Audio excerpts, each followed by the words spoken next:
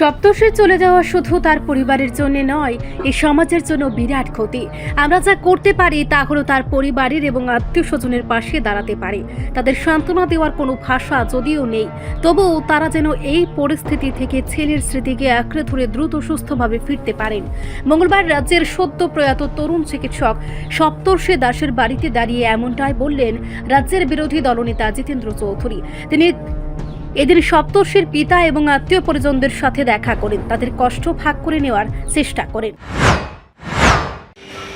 আমি সপ্তর্ষি বাড়িতে এসেছি, আর মা বাবাকে প্রবোধ দেওয়ার তো কোনো ভাষা নেই। এটা একটা তরতাজা যুবক, শুধু এই পরিবারের জন্য না, এটা গোটা সমাজের জন্য একটা বিরাট ক্ষতি। এই সময়তে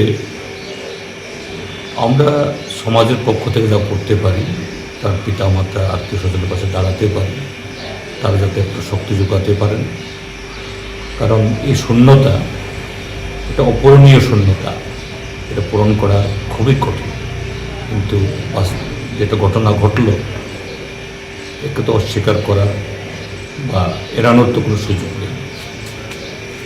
আমি তার পিতা মাতা পরিবার পরিজন সকলের প্রতি গভীর সমবেদনা জ্ঞাপন করছি, এবং তারা দ্রুত তার স্মৃতিকে আঁকড়ে ধরে তারা যাতে সেরকমভাবে সমাজে আগের মতোই চলতে পারে, সেই প্রার্থনা বা সেই ইচ্ছা, সেই শক্তি তাদের মধ্যে আসুক, এটা কামনা করি।